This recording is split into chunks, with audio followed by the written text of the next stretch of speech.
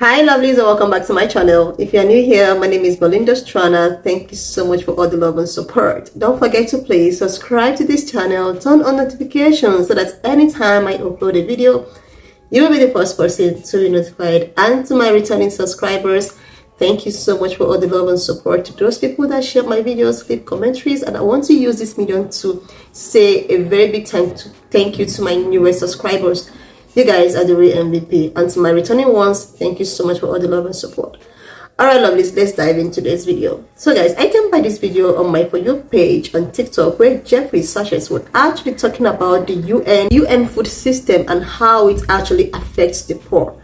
He talks about a lot of things, and I was just able to put it together for you guys. I'm just gonna roll the clip as well as the videos, and of course by the end of the video I will leave in my own thoughts. All right lovelies, let's dive in the video. Thank you very much. What we've been hearing is how the system actually works right now, and I want to emphasize we have a world food system. It's based on large multinational companies. It's based on private profits. It's based on a very, very low measure of international transfers to help poor people, sometimes none at all. It's based on extreme irresponsibility of powerful countries with regard to the environment. And it's based on a radical denial of rights of poor people, as we just heard. It's interesting, we heard from the Minister of DRC, what's wrong with your country? Well, we don't even start by saying the King of Belgium created a slave colony for 30 years. The government of Belgium ran the slave colony for another 40 years. The CIA assassinated your first popular leader, Mr. Lumumba, and then installed another dictatorship for the next 30 years. And then Glencore and others now suck out your cobalt without giving you tax income. We don't reflect on that. We say, what's wrong with you? Why don't you govern properly? And so we have a system, but we need a different system. We cannot turn this over to the private sector. We already did about 100 years ago. Not only to the private sector with the U.S. military behind it, with the defense of these property rights in the Minister of Honduras's country, where United Fruit ran the country for a long time. And their attorney was the foreign minister of the United States, Secretary Dulles, and his brother was the head of the CIA and overthrew the next door neighbor, Mr. Arbenz, to make sure that United Fruit could have its property. So we have a system, but we need a different system. And the different system has to be based on principles of human dignity in the Universal Declaration, principles of sovereignty, principles of economic rights, because these are not nice things to do. In 1948, all the government said that food is a right, social protection is a right, not a nice thing, not a pleasant thing, a right. That was 73 years ago. The SDGs are nothing more than our generation's attempt to honor the Universal Declaration of Human Rights. I come from a country that not only doesn't care about the world's poor, it doesn't even care about its own poor. 1 in 7 Americans is hungry right now. And they don't care. I mean, the poor people care, but one political party, all it cares about is cutting taxes for the rich and filibustering any solution. So we're in a world that's really tough. The private sector is not going to solve this problem. I'm sorry to say to all of the private sector leaders, behave, pay your taxes, follow the rules. That's what you should do.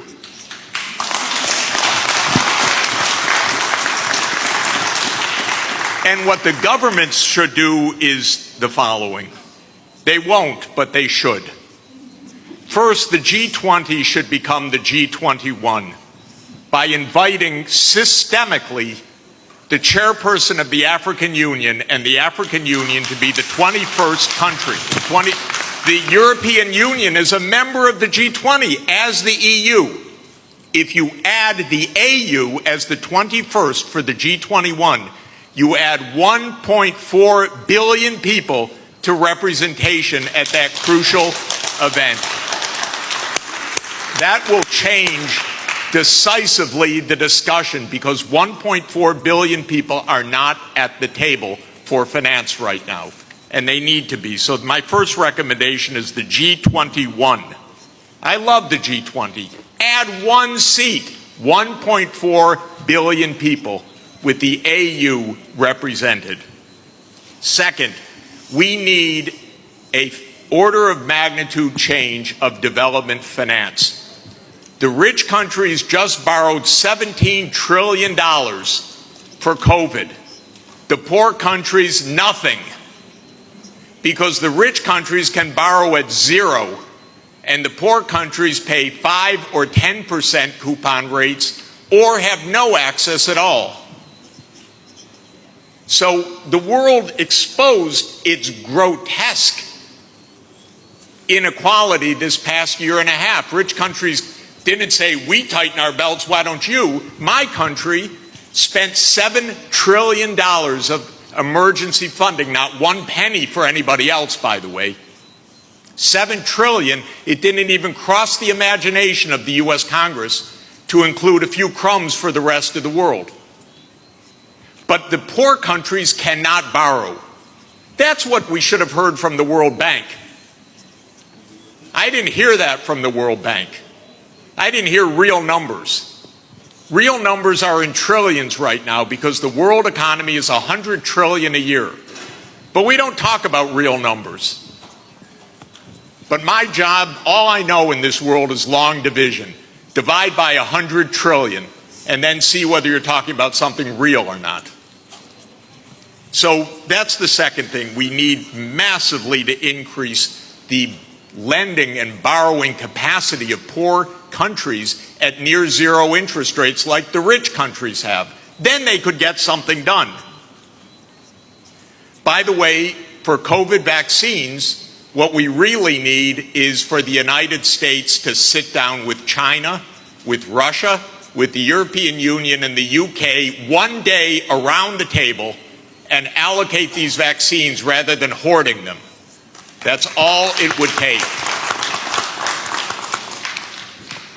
And then we're going to have national pathways. This is a wonderful idea, but they're going to need financing.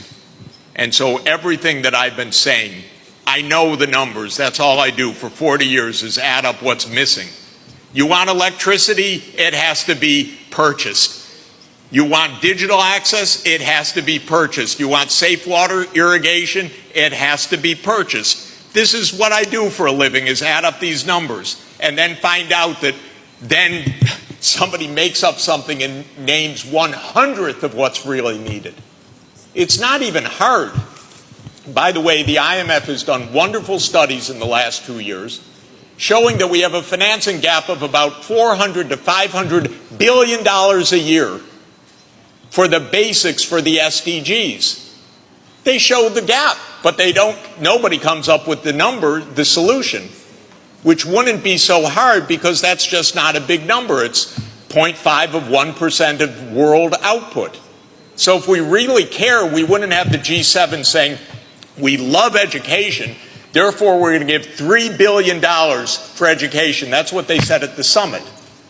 But what UNESCO has shown is that you need at least $30 billion a year, minimum. But nobody looks at numbers. They just make up nice check the box. So we need the real numbers of finance to back the national pathways. The final thing is we need the UN as the core and central institution of this world, period. Because this is the only way we're going to have a civilized world, is a strong UN. And it cannot be that the whole UN budget is less than my neighborhood's budget in New York. The UN core budget this year is $3 billion. New York City's budget is $100 billion. And then we say, why don't things work well? Because the rich are hoarding everything. Final point, rather than our 3 billionaires going in space, well, they could go into space and stay there and leave their money behind. That would be one idea. But another idea is we have 2,775 billionaires on the current list. Their combined net worth, 2,700, is $13.1 trillion. Now, I have it on good authority, you don't need more than $1 billion to be comfortable.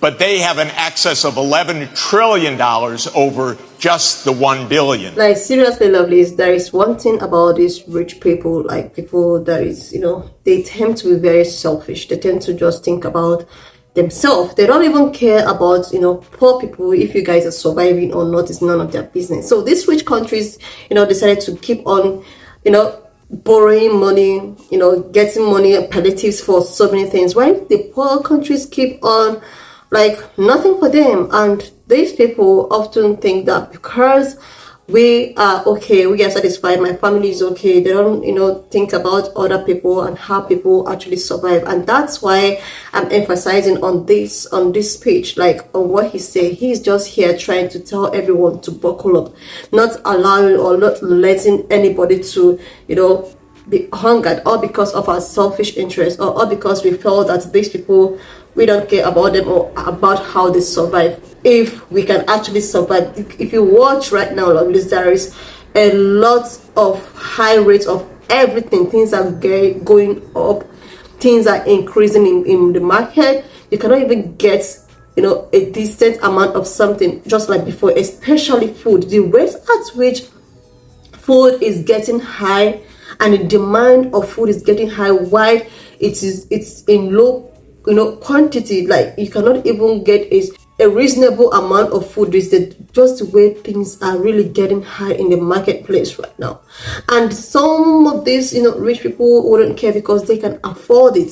It is only the rich people that can afford so many basics of life right now, while the poor people struggle, and they don't even care about it. This is why when Jeffrey was trying to like tell them that you guys don't need to actually leave the private sectors to come do your business or to come do your job. Private sectors, all they need to do is to just own their private sectors, pay their tax, and that is it. The government and the public parastatals have the capacity to bring down all of these things that is going to place. A lot of people are really suffering these days, and these rich folks don't even care about it. The only thing they care about is how to build a private bunker. Like, I saw some videos where some of them building bunkers, they don't even, meanwhile they are the one contributing to the downfall of economy we are suffering today, but they have the mind to bury so much money in building private bunkers. And sometimes I begin to ask myself, why are these people even building these bunkers? Is it that they are not trying not to tell us, or they are not telling us what is going on? A lot of them are getting bunkers. Some of them are building bunkers trying to get a hideout from something, or maybe climate change or climate, I don't know. They're not telling us anything. We do not even know what is going on. A lot of people cannot even feed themselves right now, like, because the way that things are really expensive, the way that things are getting high, like even rent has doubled in price, has tripled in price. The rate at which food are getting higher, I was like, well, how are people going to survive? But you see, most of all these rich countries, they keep on borrowing money in order to get their own people, or in order to just get their own self in a survival, while the other poor country wallow and, oh my goodness, and no one is looking out for them. That's why when he was talking, he's just making a lot of sense. They need to make provisions of food. Food is everyone's right. Food is everyone's right. It's not something that one needs to like, okay, are you qualified for it? Food has to be everyone's right. Since you're surviving, if you're in a government, you have to make provisions of food first, because without food, people are not going to survive. If you're making food very difficult for someone to even lay hands on, or making food very difficult for someone to even purchase, how do you expect such people to survive? I am not disputing the fact that, okay, you are a rich person, you can afford whatever you want to afford, but what can happen to those people, to those less privileges? So that's why Jeffrey is, talking about it in terms of food provisions. These people need to make food availability, because a lot of people are wallowing in poverty and suffering because there is not enough food to go around. Why these rich folks, just stay comfortably buy themselves some expensive things, build some bunkers and provide. Like, I don't just know why these people are like this. Some people do not have human sympathy. They really enjoy people suffering. They enjoy people, wallowing, and this is not right. These people are the same people that you will come for during the time of election. You will come for them, you will promise them heaven and earth, you will promise them good governance, you will promise them a lot of things, but when that time comes, you become deaf ears. You are so comfortable and so concerned on satisfying your own self or that of your family. Why these other people that have to rally votes come out and putting all their hopes in you are now wallowing in poverty? It's a very big advantage for a developed or a rich country. Why these other poor people are wallowing? Let's just use what is happening in Congo today. Do you know that so many things comes from Congo? Even the phone, the tablet, everything we use, anything electronics is coming from Congo. But do you know this country is suffering till today? This country is suffering with poverty, no food, no water, no electricity. But the things, the mining that they are getting from these people are being used for a developed country. But these people you're getting this thing from, they don't even have a basic life amenities. And you think this is normal? You think this is normal? You see these kids, the underage people, going to mine things that will make you and your own, country to be in a better position. Meanwhile, those people suffering day and night to make sure that these things are put in place or in place, don't even have the opportunity to eat a very decent meal. They don't have the opportunity to live a very decent life. They fall sick, they eat trash, they don't eat like good nutritional food. And you think this is normal? You keep on taking and taking from these poor people without even trying to do something for them. This is what he was talking about. Go to Congo. There is still underground GNC happening there. It's still happening till today. I know a lot of people are talking about, what is happening in Israel. People are talking about what's happening in Israel. But a lot is happening in Congo right now. There is an underground, ongoing GNC there, and nobody's even talking about it. Those underage people, they don't even see anything to eat. There's no food. Food is expensive, water is expensive, medication, everything is expensive. The poor people can barely even survive. And these people still have the mind not to do something. The economy is just going like the way things are going right now. I don't even think that a lot of people can still afford rent. The way the rents are going up right now is just so mind-blowing. So that's why when I came across this, I decided to put it up here for us to dialogue on this, because it's not getting funny anymore. It's not getting funny. This is so many things that we need to talk about.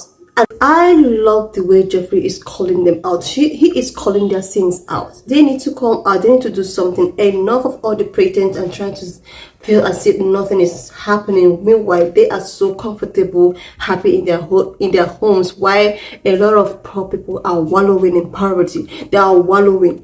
Like, seriously. He even talks about the slave era, how so many people owns, and Belgium and all of that. Like, I love the way this man is just setting records straight. So that's why I decided to just bring it up here for you guys, so that we can actually dialogue this and share this video and know all our thoughts. Anyways, lovelies, why not just leave me your own thoughts in the comment section of what you think of this video. And do not forget that this channel, we do not support any form of bullying, harassment, or whatsoever. We're just here for educational purposes. So please, why not share this video, subscribe to my channel if you're yet to do that, like, and I will see you lovelies when I upload the next one.